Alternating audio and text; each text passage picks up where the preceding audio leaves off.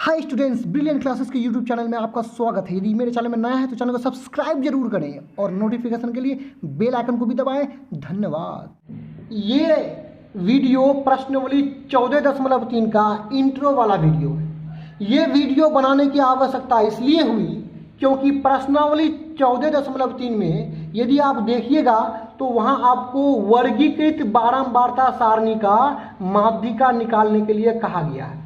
वहां पे वर्गीकृत बारंबारता सारणी होगा। जैसे आप देखिए इस साइड में 65 से 85, 85 से 105, 105 से 125, 125 से 145, इस तरह का आपको वर्ग दिया हुआ है, उसका आपको माध्यिका निकालना है। लेकिन परीक्षा की बात करें तो परीक्षा में अवर्गीकृत बारंबारता सारणी, आप देखिए स्क्रीन पर आपको अवर्गीकृत बारंबारता सारणी दिखाई पड़ेगा।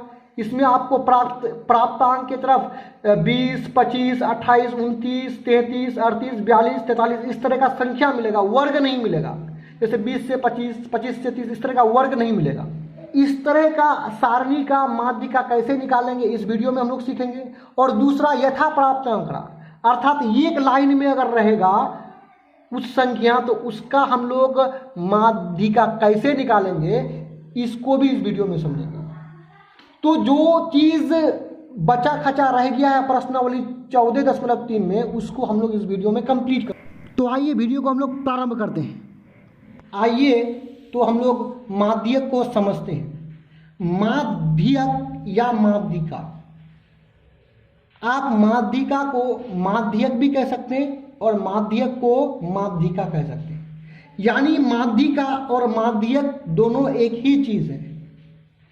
अब माध्यिका या माध्यक को अंग्रेजी में मीडियन कहते हैं। क्या कहते हैं इसको? मीडियन कहते हैं। अब यहां देखिए, यदि माध्यिका या माध्यक की बात करें तो उसे संकेत में अंग्रेजी के बड़ा वाला जो यम है उससे दर्शाते हैं, सूचित करते हैं। अर्थात अंग्रेजी के जो बड़ा वाला अक्षर है, कैपिटल अक्षर है यम, उससे हम माध्यिका को सूचित करते हैं। कभी माध्यिका ना लिख करके उसका जो संकेत यम है उसको भी आप लिख सकते हैं। अब हम लोग आगे बढ़ते हुए समझते हैं कि यथा प्राप्त आंकड़ा का हम माध्यिका किस प्रकार निकालें। कौन सा आंकड़ा? यथा प्राप्त आंकड़ा। यानी आप जो नीचे एग्जाम्पल 1 और 2 देख रहे हैं इसको कहते हैं यथा प्राप्त आंकड़ा। मतलब ऐसा आंकड़ा जो लाइन के रूप में रहे, बारंबारता सारणी में बना हुआ नहीं रहे। यानी आंकड़ा को जिस प्रकार प्राप्त किए उसको इस प्रकार हम लोग लिख दिए तो इसको कहेंगे हम लोग यथा प्राप्त आंकड़ा। यानी इसमें कोई सारणी नहीं रहेगा, ये आंकड़ा जो है इस तरह से लाइनिंग में रहेगा। 1 लाइन, 2 लाइन, 3 लाइन, जितने लाइन में हो वो हो सकता है। फिलहाल यहाँ पे एक ही लाइन पे है। ये भी जो 2 नंबर है इसमें भी क्या एक ही लाइन में है। तो इस प्रकार के आंकड़ों को कहेंगे हम लोग क्या? यथा प्राप्त आंकड़ा। अब यथा प्राप्त आंकड़ा में 2 स्थिति हो सकता है। एक स्थिति क्या? चरमान को गिनिए, 1, 2, 3, 4, 5। कितना चरमान है? 5 चरमान है। तो 5 क्या है? विषम है। अर्थात यन बराबर विषम भी हो सकता है। यन मतलब चरमानों की संख्या। विषम होगा तो कैसे बनाएंगे, और चरमानों की संख्या यन बराबर सम होगा तो किस प्रकार बनाएंगे। यहां पे देखिए चरमानों की संख्या सम होगा। 1, 2, 3, 4, 5, 6। कितना चरमान है? 6 चरमान है। और हम जानते हैं कि 6 क्या है? सम है। अर्थात यहाँ चरमानों की संख्या क्या है? सम है। और यहाँ चरमानों की संख्या कितना? 5 है। तो 5 क्या है? विषम है। अर्थात चरमानों की संख्या विषम है। तो आइए दोनों परिस्थिति में हम लोग माध्यक या माध्यिका निकालना सीखते हैं। तो चलिए हम लोग पहले क्या करते हैं, हम लोग सॉल्यूशन पहले कर लेते हैं, 1 नंबर को निकाल लेते हैं। तो माध्यक आपको निकालने से पहले या माध्यिका आपको निकालने से पहले इन चरमानों को आरोही क्रम अर्थात बढ़ते क्रम में लिखेंगे। बढ़ते क्रम मतलब छोटा से बड़ा होगा। तो सबसे पहले आपको छोटा संख्या लिखना पड़ेगा, उसके बाद उससे बड़ा, उसके बाद उससे बड़ा, उसके बाद उससे बड़ा। तो आइए इन चरमानों को हम लोग आरोही क्रम में लिखते हैं, अर्थात बढ़ते क्रम में लिखते हैं। आरोही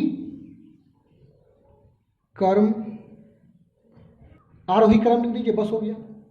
इन आंकड़ों को आरोही क्रम मतलब बढ़ते क्रम में लिखिए। तो बढ़ते क्रम में लिखने के लिए सबसे पहले छोटा संख्या, सबसे छोटा क्या है? 1 है। उससे बड़ा क्या है? 2 है। 2 से बड़ा 4 है। 4 से बड़ा क्या है? 5 है आपका। और सबसे बड़ा अर्थात कितना है? 7 है।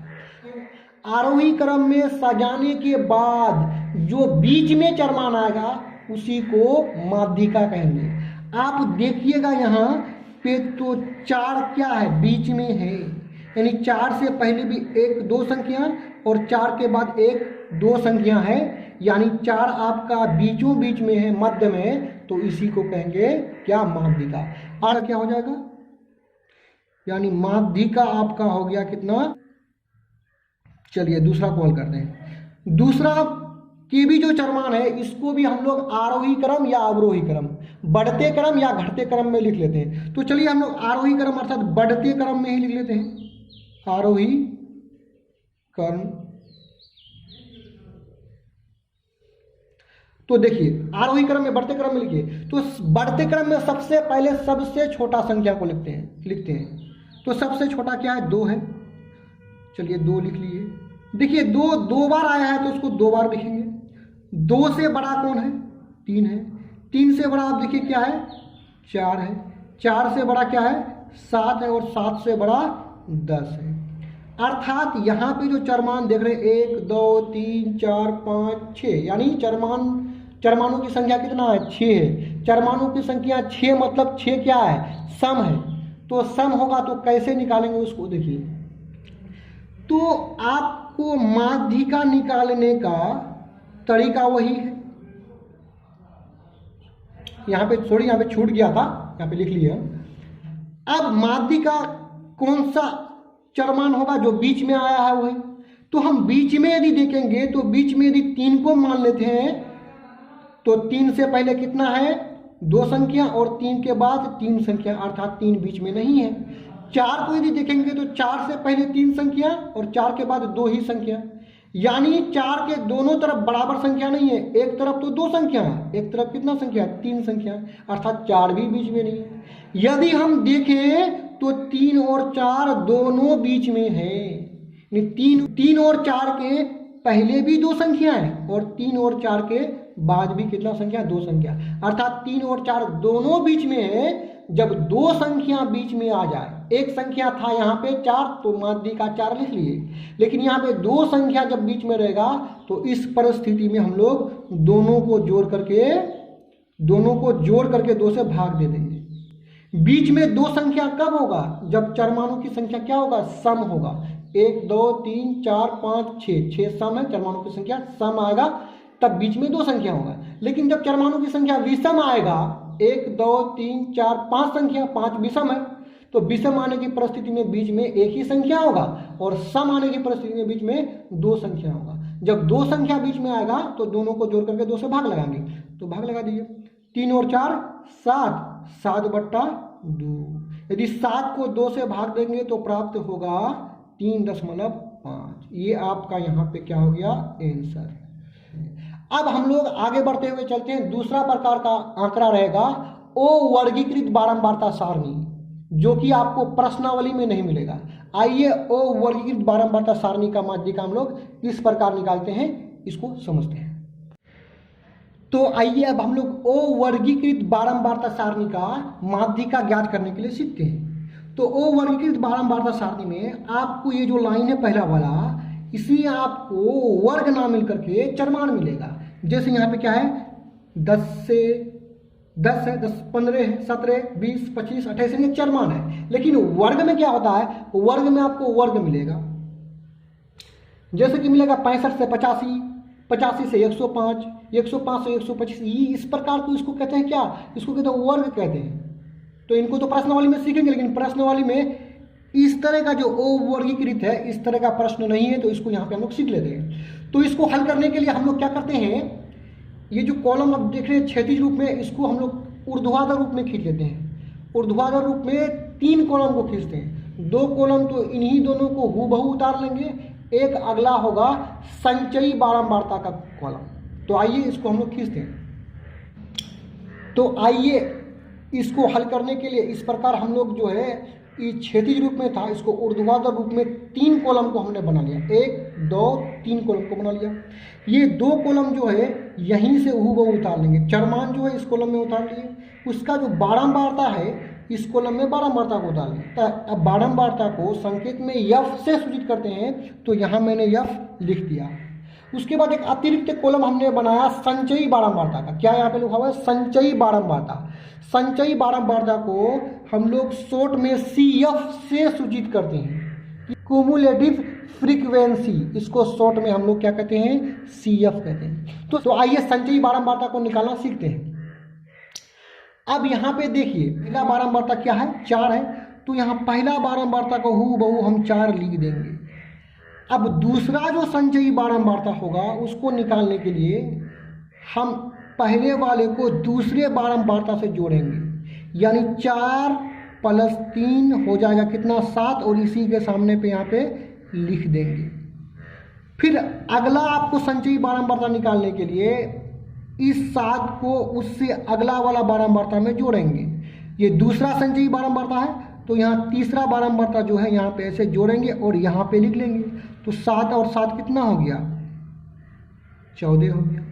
फिर अगला वाला निकालने के लिए ये 14 को हम अगला बारंबारता में जोड़ेंगे, तो 14 और 5 19। उसी तरह फिर 19 को अगला जो बारंबारता 8 है उसमें जोड़ेंगे, तो प्राप्त होगा कितना हमको? 27। अब 27 को उसका अगला बारंबारता 3 में जोड़ेंगे, तो प्राप्त होगा कितना? 30 प्राप्त होगा। ये 4 है, 4 के बाद अगला जो संचयी बारंबारता निकालेंगे, तो 4 को 3 में जोड़ेंगे और जो भी प्राप्त होगा यहाँ पे लिख लेंगे। फिर उसी तरह 7 को अगला बारंबारता 7 में जोड़ेंगे, तो कितना? 14 यहाँ पे लिख लिए। 14 को फिर क्या करेंगे? अगला बारंबारता 5 में जोड़ेंगे, जो भी प्राप्त होगा यहाँ पे लिख लेंगे। फिर 19 को फिर 8 में जोड़ेंगे, तो 27 होगा, यहाँ पे लिख लिए। फिर 27 को 3 में जोड़े और यहाँ पे लिख लिए। अब प्रत्येक स्थिति में देखिएगा तो 4 + 3 कितना होता है? 7 होता है। 4 + 3 7, 7 और 7 14, तो 14 यहाँ पे होता है। इस प्रकार भी निकाल सकते हैं। 4 + 3 7, 7 7 14, 14 5 19, तो इसके सामने 19 लिख सकते हैं। तो आपने यहाँ तक जोड़ा तो 19, 19 और 8 27 यहाँ पे लिख सकते हैं। यहाँ तक जोड़े तो आप 27 आया, 27 और 3 30 यहाँ पे लिख सकते हैं। तो ये सीधा करके जो जोड़िएगा तो ये थोड़ा सा ज़्यादा जोड़ना पड़ता है। हम लोग यही जो ट्रिक बताएं कि इसका इसके साथ जोड़ के यहाँ पे लिख लीजिए, इसको अगला बारंबारता के साथ जोड़ करके यहाँ पे लिख लीजिए। उसी तरह 14 को 5 में जोड़ करके फिर यहाँ पे लिख लीजिए। तो इस प्रकार ये शॉर्ट ट्रिक है, इससे जोड़कर निकाल लेंगे। अब जो बारंबारता है उसके कॉलम को यहाँ पे जोड़ेंगे और यहाँ पे लिखेंगे यन। यन मतलब होता है नेट अर्थात कुल। तो यहाँ सभी को जोड़ने पर भी हमको कितना प्राप्त होगा? 30 प्राप्त होगा। और 30 यानी इसको जोड़ने पर यहाँ 30 प्राप्त होगा और संचयी बारंबारता का भी अंतिम में क्या प्राप्त होगा? 30 प्राप्त होगा। अर्थात ये दोनों आपस में एक ही होगा। अगर ये दोनों अगर भिन्न रहेगा तो समझ लीजिएगा कि आपको यहाँ जोड़ने में या यहाँ जोड़ने में कहीं गलती हुआ होगा। तो आइए अब इसको हम लोग अब इसका माध्यक निकालना सीखते हैं। तो माध्यक निकालने के लिए हम लोग ये जो यन है, यन को 2 से भाग देंगे। यन को कितना से भाग देंगे? 2 से भाग देंगे। ये एक तरीका ही मान के चलिए कि यन से हमको 2 से भाग देना पड़ता है। यन को 2 से भाग दीजिए।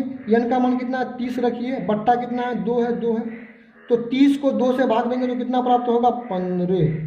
कितना प्राप्त हुआ? 15। अब तो हुआ तो 15 से ठीक बड़ी संचयी बारंबारता को निकालिए। बारंबारता देखिए 15 से ठीक है, n/2 से भाग दिए, n को 2 से भाग दिए तो प्राप्त हुआ 15। तो n/2 जो भी प्राप्त होगा उससे ठीक बड़ी संचयी बारंबारता को देखिए। तो 15 से ठीक बड़ी संचयी बारंबारता क्या है? 19 है। ठीक बड़ी 19 है, बड़ी तो 27 और 30 भी है, लेकिन 15 से ठीक बड़ा यानी उसके बगल में 19 है, तो 19 लिख देंगे। आप 19 का संगत चरमान को देखिए। 19 का ये जो 19 सब, तो 19 का संगत चरमान मतलब 19 के सामने में देखिए तो कौन सा चरमान है? तो 19 के सामने में हम लोग देखते हैं यहाँ पे, तो 19 के सामने चरमान कौन सा है? देखिए 20 है। अब यहाँ पे देखिए 19 के सामने जो चरमान कितना है 20 है। 19 के सामने वाला बारंबारता 5 है, बारंबारता नहीं, चरमान को देखना है। तो 19 जो पकड़े आप सबसे बड़ा बारंबारता, 19 जो आप पकड़े 15 से ठीक बड़ी संचयी बारंबारता 19 था। 19 का संगत चरमान मतलब उसके सामने वाला चरमान क्या है 20 है। तो 19 का संगत चरमान मतलब सामने वाला चरमान कितना है 20 है। तो यहीं पे माध्यिका हो गया क्या, वही 20 जो आप निकाले वही हो गया माध्यिका, और यहाँ पे लिख दीजिए आंसर। अर्थात इसको शॉर्ट में समझिए, हम लोग क्या करेंगे, संचयी बारंबारता निकाल लेंगे। संचयी बारंबारता निकालने के बाद बारंबारता का क्या करेंगे जोड़ लेंगे, और बारंबारता का जोड़ को यन बराबर लिखेंगे नहीं, यन से सूचित करेंगे, क्योंकि यन बराबर होता है नेट मतलब योग जोड़। तो जोड़ कितना हुआ 30 हुआ। तो इस यन को 2 से भाग देंगे, 2 से भाग देने के बाद जो भी प्राप्त होगा, यहाँ पे हम लोग का 15 प्राप्त हुआ। तो 15 से ठीक बड़ी संचयी बारंबारता क्या है 19 है। तो 19 का जो संगत चरमान होगा, यानी 19 के सामने जो चरमान होगा वही होता है क्या माध्यिका। तो उसको प्रोसेस में थोड़ा सा लिख दिए, तो उसको प्रोसेस में हम लोग थोड़ा सा लिख दिए, जैसे 19 का संगत चरमान मतलब सामने वाला चरमान 20 था और वही 20 माध्यिका वर्ग हो गया। इस प्रकार आप इसको उतार सकते हैं। इस तरह का और भी वीडियो देखना चाहते हैं तो हमारे चैनल के प्लेलिस्ट में जाकर के देख सकते हैं। वीडियो देखने के लिए धन्यवाद। यदि नया है तो चैनल को सब्सक्राइब कीजिएगा। धन्यवाद।